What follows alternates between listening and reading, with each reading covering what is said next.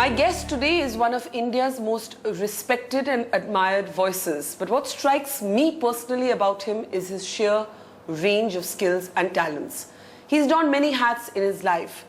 As lyricist, as poet, of course, as scriptwriter, but most recently perhaps as activist and public intellectual. It is my great privilege to have on the program with me today Javed Akhtar. And Javed Saab, we've been planning this for so long, this conversation. I'm glad it's finally happening. Thank you. I want to start by asking you to talk a little bit about something that you use to describe yourself on your personal website. And you speak very movingly about growing up as a young boy in Lucknow, getting half anna a day and 1 anna in the evening, and thinking at first कि ये तो बहुत सारा पैसा है, इसमें चाट भी मिलेगी, इसमें और भी चीजें मिलेंगी, and then going to a school where the fee is 17 rupees and suddenly the half anna and the 1 anna feels like very little money. You feel very poor, and you decide at that age that while other boys are dreaming about becoming engine drivers, all I want to do is become rich and famous. Did your dream come true?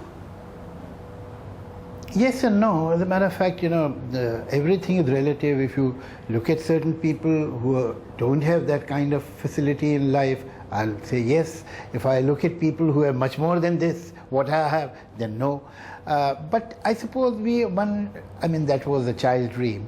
But when you grow up, you should not think in these terms. What is important that whatever you wanted to do, how much you have been able to do, and how much you have been able to contribute in the work that you choose to do. That is important. But dreams change, don't they? Yeah, what that little boy wanted may not be what you want today. Yeah, of course.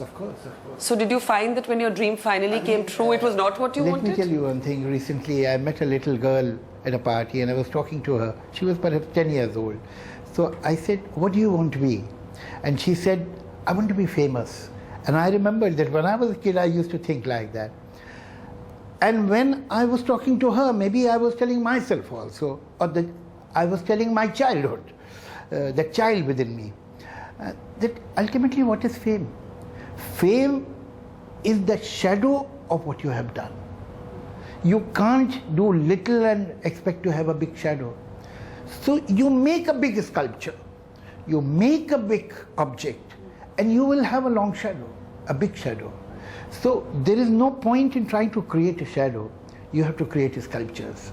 A sculpture is your work, your contribution. So fame will come, even if you desire for it. Fame is a byproduct. Yeah, it's a byproduct. It is the effect. But how did it change you as a person to grow up without money, to live in Mumbai on the streets without money? Did that change your attitude forever to wealth? I suppose you can only be born rich.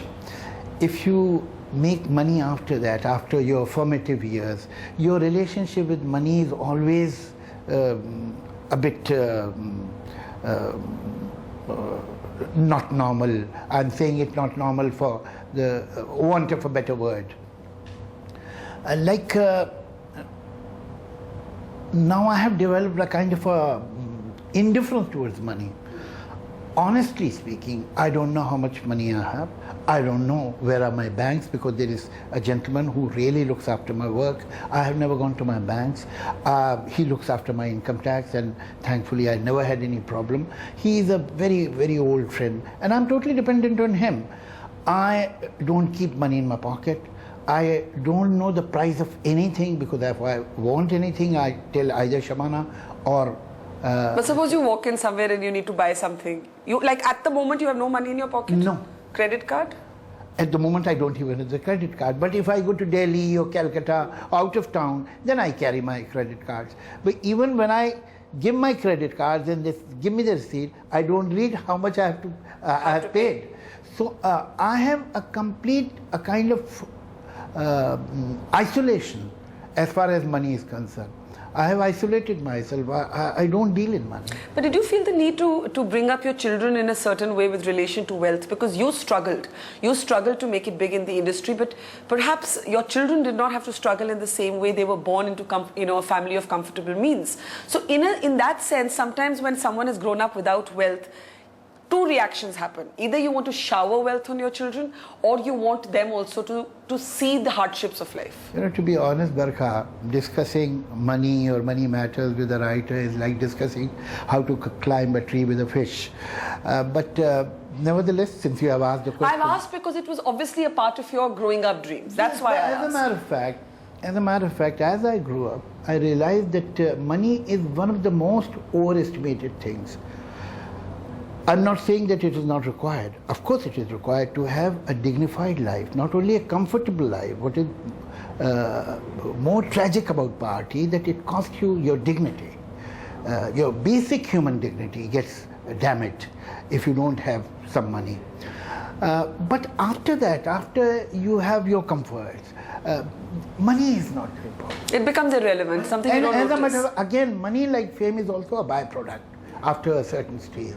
So that is not the criteria with me. Do you have the NDTV Profit app?